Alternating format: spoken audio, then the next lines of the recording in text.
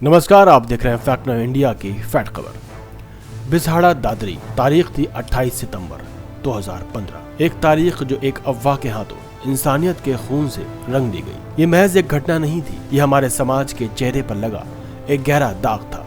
कहानी सरल है मगर उसका सच बहुत जटिल। लगभग 50 साल के मोहम्मद अखलाक, जो एक साधारण लोहार था, उनका गुनाह क्या था? सिर्फ ये कि मंदिर की लाउडस्पीकर से एक झूठी घोषणा हुई कि उनके घर में गौमांस रखा है। बस ये अफवाह की आग जंगल की आग से भी तेज फैली। देखते ही देखते उन्मादी भीड़ अखलाक के घर पर दौड़ पड़ी। उस रात कानून, तर्क और दया सब कुछ ईंटों और लाठियों के आगे हार गया। अखलाक को पीट पीट कर उस वक्त तक मारा जब तक वो बेहोश न हो गए। बचाने आए उनके बेटे दानिश को भी मार के अधमरा कर दिया गया, पर अखलाक दम तोड़ चुके थे। अखलाक का जो दुखद किस्सा हुआ, उसके बाद देश के बड़े बड़े आर्टिस्टों और लेखकों को बहुत गुस्सा आया।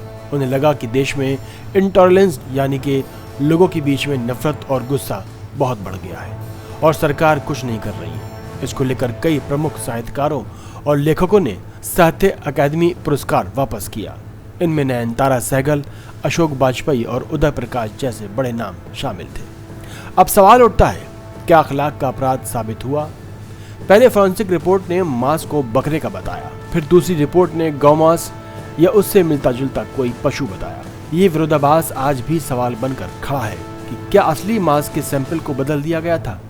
ये घटना न सिर्फ एक हत्या थी, बल्कि गाय संरक्षण के नाम पर उभरी घृणा की पहली बड़ी मिसाल बनी। आज 15 नवंबर 2025 को उत्तर प्रदेश सरकार ने सभी 19 आरोपियों के खिलाफ मुकदमा वापस लेने की कोशिश की।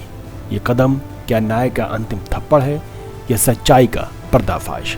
सबसे बड़ी विडंबना यह है कि इंसाफ की यात्रा यहाँ आकर ठहर गई है। जिस मामले में 18 जिनमें की मौत हो चुकी थी, लोग गिरफ्तार हुए, जिस केस ने पूरे देश को झंझोड़ दिया, आज उस पर से मुकदमे वापस लेने की तैयारी हो रही है। सवाल ये नहीं कि आरोप सही थे या गलत, सवाल ये है कि एक निर्दोष की जान गई। अगर सरकार और समाज एक हत्या के मामले को यूं ही वापस ले लेते हैं तो ये इंसाफ के साथ सबसे बड़ा मजाक है। बिसहाड़ा कांड सिर्फ एक घटना नहीं, ये हमारे देश के आईने की तरह है।